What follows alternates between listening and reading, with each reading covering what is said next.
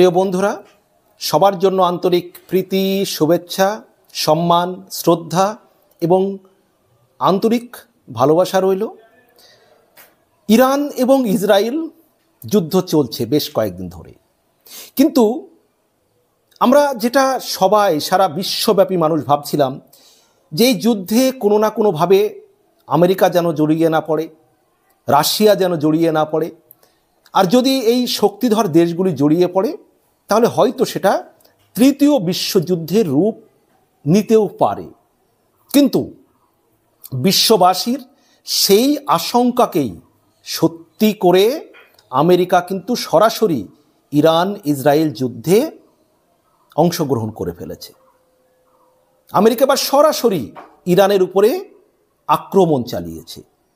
ইরানের যে পারমাণবিক কেন্দ্র, সেই পরমাণু কেন্দ্রগুলি, সেই কেন্দ্রগুলিতে বোমা নিক্ষেপ করেছে আমেরিকা, এবং ট্রাম্প নিজেই কিন্তু এটা বলেছেন। এ ব্যাপারে বিস্তারিত আলোচনা করার জন্য আনন্দবাজার অনলাইনের একটি প্রতিবেদনের আমি হেল্প নেব।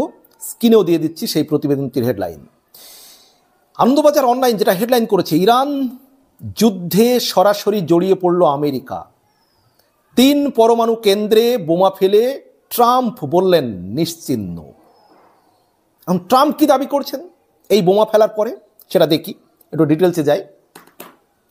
ট্রাম্পের দাবি, অপারেশনের পরে সমস্ত মার্কিন বিমান আপাতত ইরানের আকাশ সীমার বাইরে আছে। অর্থাৎ ডোনাল্ড ট্রাম্প যখন এই খবর জানাচ্ছেন তখন ইরানে আক্রমণ করে মার্কিন বাহিনী ইরানের আকাশ সীমার বাইরে চলে এসেছে, সেই মুহূর্তে তিনি এই খবর প্রকাশ্যে জানাচ্ছেন।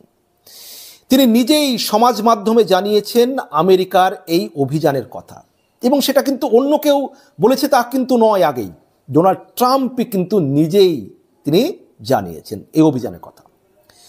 ইরান ইসরায়েল সংঘর্ষে অবশেষে জড়িয়ে পড়ল আমেরিকা।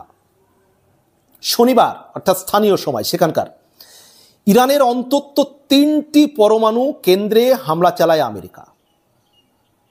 মার্কিন প্রেসিডেন্ট ডোনাল্ড ট্রাম্প জানিয়েছেন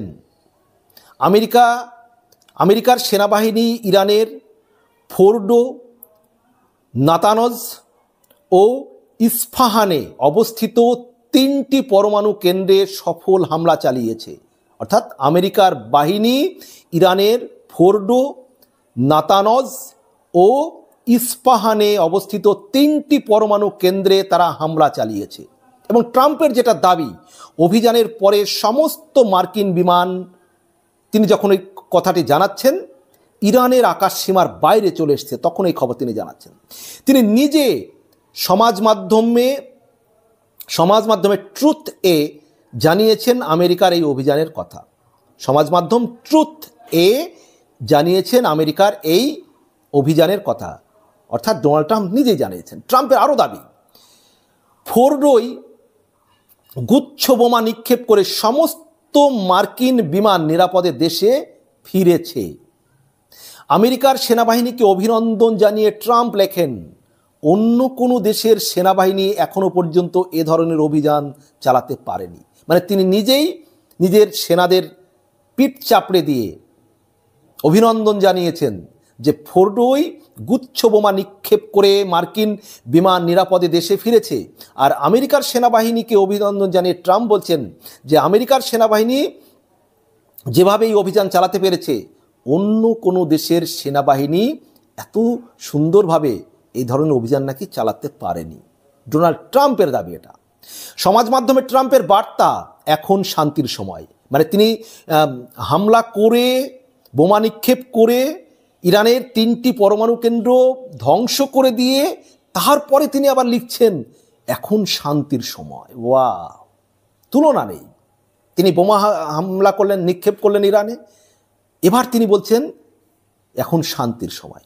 হ্যাঁ, আসলেই তো তিনি শান্তির দূত ডোনাল্ড ট্রাম্প, যার জন্যই তো পাকিস্তানের প্রধানমন্ত্রী, পাকিস্তানের সেনাপ্রধান এই ডোনাল্ড ট্রাম্পকে শান্তিতে নোবেল দেওয়ার জন্য রেকমেন্ডেশন করছে, যে এই যে আগামী যে নোবেল পুরস্কার দেবে, সেই নোবেল কমিটির কাছে তারা রেকমেন্ডেশন করবেন নাকি পাকিস্তানের প্রধানমন্ত্রী, পাকিস্তানের সেনাবাহিনীর প্রধান আসিফ মুনির, তারা ডোনাল্ড ট্রাম্পের নাম রেকমেন্ডেশন করছেন শান্তির দূত হিসাবে, শান্তির নোবেল দেওয়ার জন্য।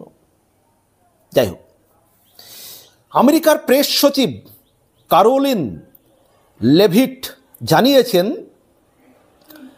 জাতির উদ্দেশ্যে মার্কিন প্রেসিডেন্ট বক্তৃতা করবেন সকাল 7:30 নাগাদ, মানে তিনি এটা জানিয়েছিলেন আর কি।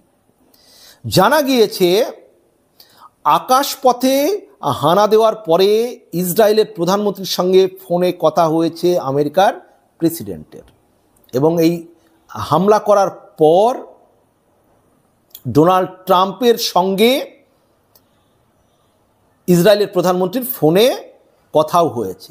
এবং আমি যখন এই ভিডিওটি করছি, জাতির উদ্দেশ্যে মার্কিন যে প্রেসিডেন্ট তার যে বক্তব্য তখন কিন্তু হয়ে গিয়েছে। আমি যখন এই ভিডিওটি করছি বক্তব্য দেওয়া হয়ে গেছে। এই প্রসঙ্গে আরও একটি কথা বলে রাখি, ইরানকে আমেরিকা 2 সপ্তাহ সময় দিয়েছিল। ট্রাম্পের বার্তা ছিল, হয় কূটনৈতিক আলোচনা করে সমাধান, নয়তো মার্কিন সেনার পদক্ষেপ নিয়ে আগামী 2 সপ্তাহের মধ্যে চূড়ান্ত সিদ্ধান্ত নেওয়া হবে। আমেরিকা কিন্তু 2 সপ্তাহ সময় দিয়েছিল ইরানকে। গত শনিবারেও ট্রাম্প জানিয়েছিল তিনি এখনও চূড়ান্ত সিদ্ধান্ত নেননি। শনিবারেও এই কথা জানাচ্ছেন, কিন্তু তার পরপরই কিন্তু আবার হামলাও করে দিয়েছেন। তবে সেই সময়ের আগেই ইরানে আঘাত হানল আমেরিকা। যে সময় দিয়েছিল আমেরিকা তার আগেই কিন্তু আমেরিকা আঘাত হানল।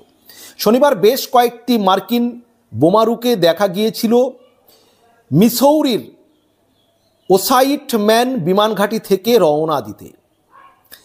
এয়ার ট্রাফিক কন্ট্রোল কমিউনিকেশন দেখাচ্ছিল এই বোমারু B-2 বিমানগুলি প্রশান্ত মহাসাগরের উপর দিয়ে উড়ে যাচ্ছে, কিন্তু সেগুলির গন্তব্য কোথায় ছিল তা সম্পর্কে স্পষ্ট তথ্য ছিল না।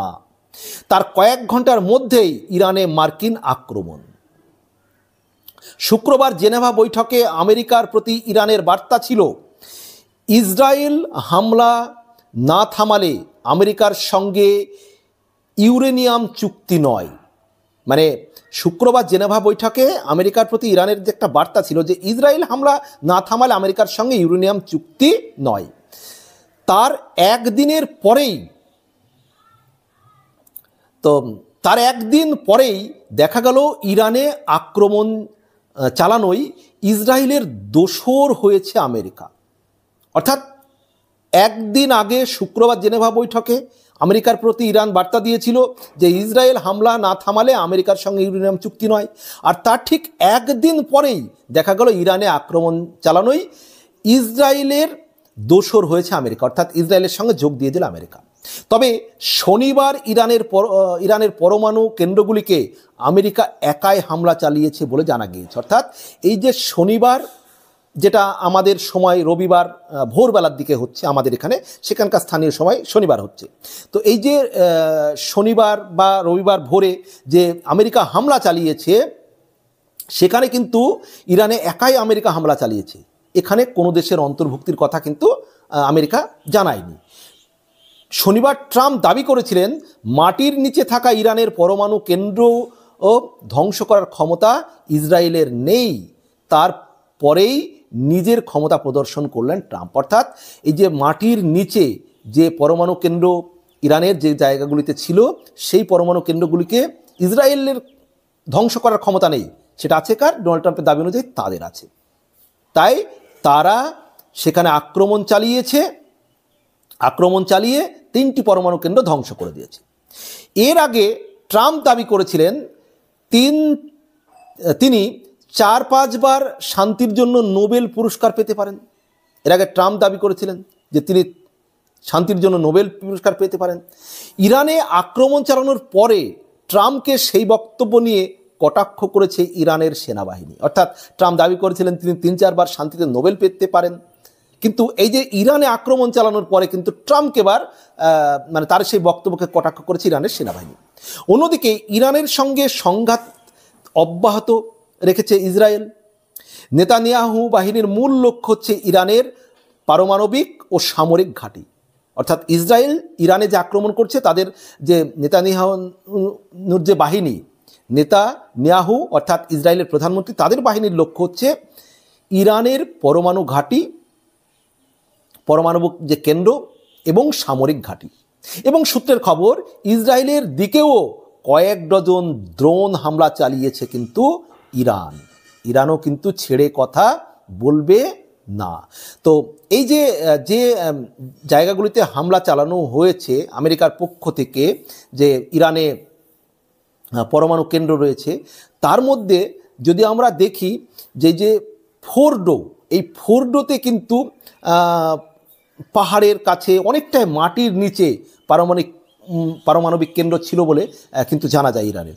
কিন্তু আমেরিকা এমন শক্তিশালী বোমা সেখানে নিক্ষেপ করেছে যে বোমা আর কি ওই মাটির নিচে পাথর কেটেও সেখানে গিয়ে ধ্বংস করতে পারে, এরকম পরিস্থিতি।